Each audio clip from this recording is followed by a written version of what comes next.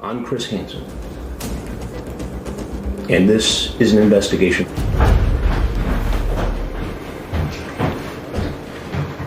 So if there's anything else you want people to know, anything you want to say, now would be a good time to say it. What he doesn't know is that we've placed more than a dozen hidden cameras all over the property. His date with a 13-year-old is going to be on national TV. I want to know a little bit more about you first. On Sokol's LinkedIn page, he calls himself Master of Puppets, possibly a reference to a famous heavy metal song. It's not long before Sokol contacts our decoy. I really want to be intimate with you. Do you have pretty feet? So he asks for a custom pic to prove she's real. You say, I can't go to jail. My life would be ruined. Take a selfie holding up 4 fingers below your face. Then I would know it's really you. We'll call her Bailey, and the chat gets a little raunchy. Are you a virgin? LOL, yeah, that is personal. No, I was with my boyfriend once. As a 44-year-old guy, I shouldn't be talking to 13-year-old girls like this. You know, I could be put in jail if the police found out we were intimate. The only way police would know if we ever got intimate is if someone saw us together or you told the police. Not by me. Blank that.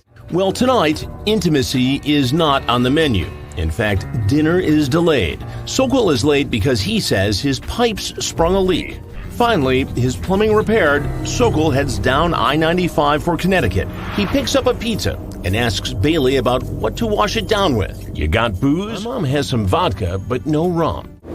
You're Jeff, right? He's so relaxed and convinced of his innocence, he eats a slice of pizza. Expectations whatsoever. A young girl. Sokol arrives at the house. Our on-site decoy, a 19-year-old theater student, lets him in the door.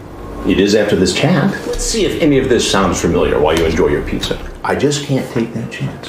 What it sounds like here is you're grooming her. Well, Jeff, believe it. He then turns the conversation very personal, asking questions no adult should ever ask a 13-year-old. And then you say, do you trim your blank? Might as well just tell me, because I can find out like that. Well, yeah, I don't have homeless feet. At a home where you knew a 13-year-old girl would be alone. Looks like here you wanted to come here and have sex with a 13-year-old girl. Meet and really like each other and want to continue seeing each other. How would we do this? Like I said, as long as you're under 16, age of consent, parenthetically, nobody can know about it. Testing her to make sure it would be okay if you had sex with her, so no one would find out. So you talk about a plan to make it legal, to marry her. To happen this time, Jeff. So you're cool with all this. You just think this is just fine. Sokol seems to be worried that Bailey might be an undercover cop. So after just a few days worth of chatting, you decide you love her, a 13-year-old girl, because she's really cool and you could have sex. You will never tell anyone about us having sex. Are you sure? Okay, I could be there Saturday afternoon. After a while. My fear is that it's not you, that it's someone in law enforcement looking to nail someone. Bailey sends the pic, and Sokol sends a creepy reply. I like it. Your hands are cute. Sokol knows the girl is 13, and he says he knows what he's doing is illegal. What cops say 44-year-old Jeff Sokol did will disgust every parent in America. You can take your pizza if you like. I was 14, expletive.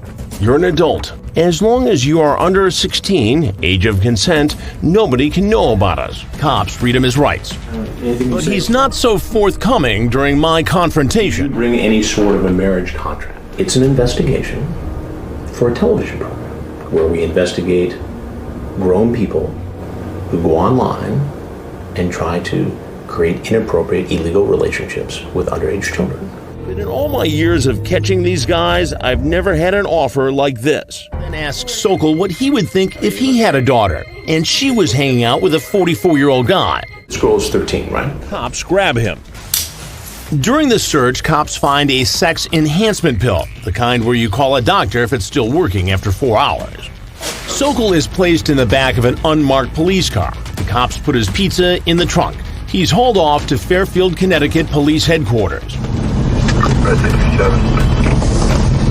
Sokol is booked, fingerprinted, and poses for a mugshot. Sokol was charged with 3 felony counts: attempted second-degree sexual assault, attempted risk of injury to a minor, and enticing a minor by computer. Sokol posts a $250,000 bail and heads home to Beantown without his now cold pizza. I have never, out of 315 or 320 in all the investigations, had anyone ever offer me a piece of pepperoni pizza. Do you trim your blank? LOL, yeah. Do you think blank size matters? Nope, X was decent. I'm not that big, but I know how to satisfy a girl. Sokol pleaded not guilty to all the charges and will stand trial. Fairfield Police Chief Gary McNamara tells me Sokol's talk of marriage contract is a way to rationalize his behavior. He waives his right to remain silent, and the arrogance he displayed during my confrontation comes out in the police interrogation. Sokol isn't getting seconds. His next meal will be in jail. After a court hearing, he dodged our cameras and ran back inside the courthouse. We saw him sneak out the back door and duck into this restaurant.